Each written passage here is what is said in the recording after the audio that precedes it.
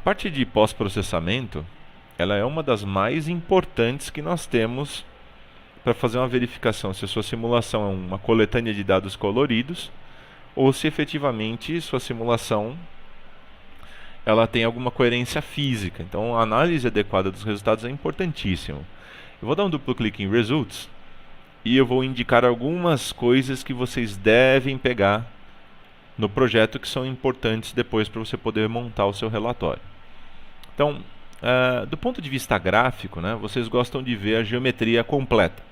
Nota, essa geometria ela vai ser espelhada de forma virtual. Você fez a simulação de metade da carroceria.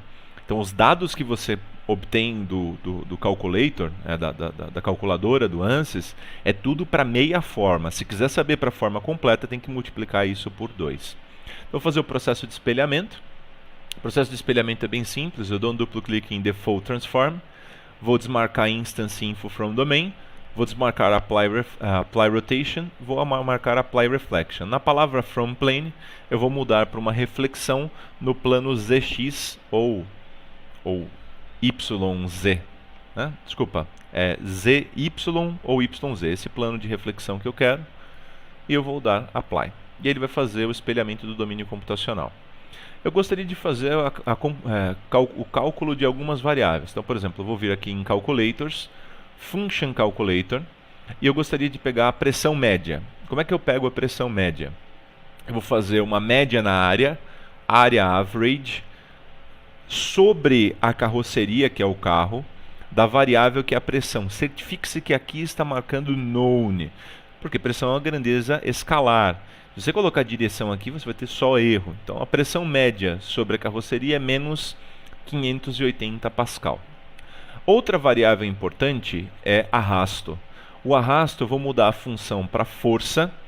Se eu estiver medindo na direção X, seria força lateral, só que ela se anula com a outra componente. Obviamente, como o espelhamento é só visual, se você mandar ele calcular, ele vai calcular uma força lateral, mas lembra que com a outra metade do carro ela desapareceria, uma vez que ele é simétrico. Se eu pegar a força na direção Y, vou ter o arrasto, calculate, no meu caso está dando algo em torno de menos 1.295 newton, 1,3 kN. E se eu mandar ele calcular na direção Z, eu vou ter a sustentação. Se for, ela é negativa aqui no caso, porque está contrário a esse eixo.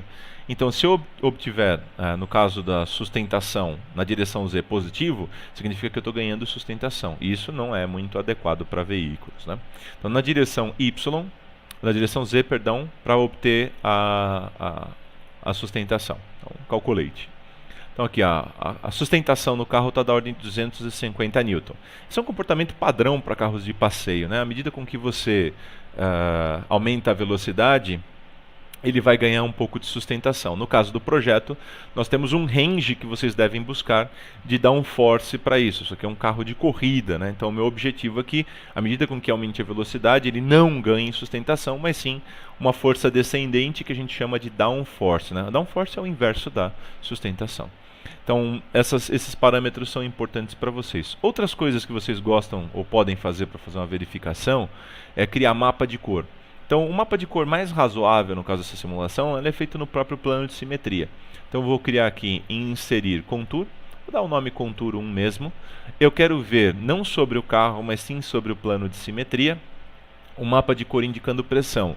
O número de gradientes aqui, usa pelo menos uns 40 gradientes para que fique agradável, né? Então, a primeira coisa que eu consigo observar é um ponto de estagnação, algumas características do veículo, e aí você vai poder pensar no que fazer para melhorar essa condição aerodinâmica desse carro.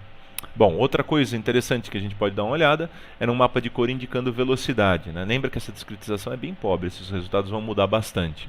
O mapa de cor indicando velocidade, mudei a variável de pressão para velocidade, vou dar Apply, né? Isso aqui é um descolamento da camada limite, provavelmente. A discretização está tão ruim que não dá para capturar direito esse efeito. Então, isso daqui seriam planos para você poder chegar a algumas conclusões e aonde você vai colocar os seus aerofólios, saias e assim por diante. Legal. Uma vez que eu fiz isso, outra coisa que eu gostaria de verificar é linha de corrente. Então, para traçar sua linha de corrente, eu vou desmarcar esse contour 1, Eu vou marcar no default domain aqui, eu vou marcar o carro e vou aplicar uma condição de transparência nele. Então vou dar um duplo clique em carro, vou vir em render e aplicar uma condição de transparência, só para poder ficar mais bonito, né? Então aqui está o seu carro completo, né?